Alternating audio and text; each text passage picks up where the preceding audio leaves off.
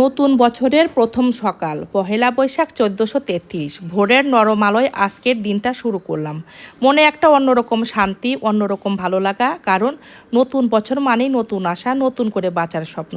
এই বিশেষ দিনটা শুরু করলাম আমার ছোট্ট মেয়েকে নিয়ে।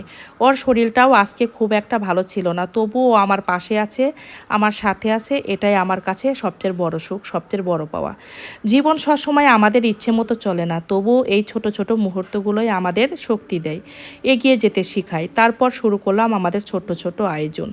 আমাদের সাধ্যের মধ্যেই ভালোবাসা দিয়ে সাজানো কিছু প্রিয় খাবার আপনাদের সামনে প্রেজেন্ট করলাম।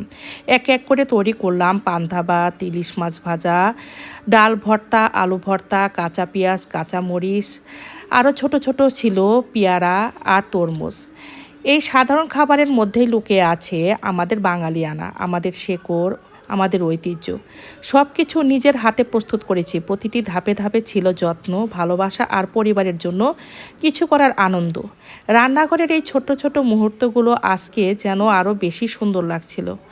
আমাদের এই মধ্যবিত্ত জীবনে হয়তো খুব বড় আয়োজন থাকে না, কিন্তু যতটুকু থাকুক সেইটুকুই আমাদের মন ভরে উপভোগ করি। একসাথে বসে খাওয়া, একটু হাসি, একটু গল্প, এই ছোট ছোট মুহূর্তগুলোই আসলে আমাদের জীবনের সবচেয়ে বড় সম্পদ। কারণ সত্যি বলতে কি, আজ আমরা আছি, কাল থাকবো কি না কেউ জানি না। তাই যতদিন আছি ভালোবাসা দিয়ে একসাথে থেকে প্রতিটা দিনকে সুন্দর করে বাঁচাতে চাই। এইভাবেই কেটে গেল আমাদের পহেলা বৈশাখের দিনটা। বিকেলের দিকে বের হব পরিবার মিলে, দেখা যাক, সবাই ভালো থাকুক এই কামনাই করি। খুব সাধারণ কিন্তু ভীষণ সুন্দর আর ভালোবাসায় ভরা ছিল আজকের এই সকালটা। সবাইকে জানাই শুভ নববর্ষ 1433। নতুন বছর সবার জীবনে সুখ, শান্তি আর সুস্থতা বয়ে আনুক, এই কামনায় আজকের ভিডিওটা শেষ করছি।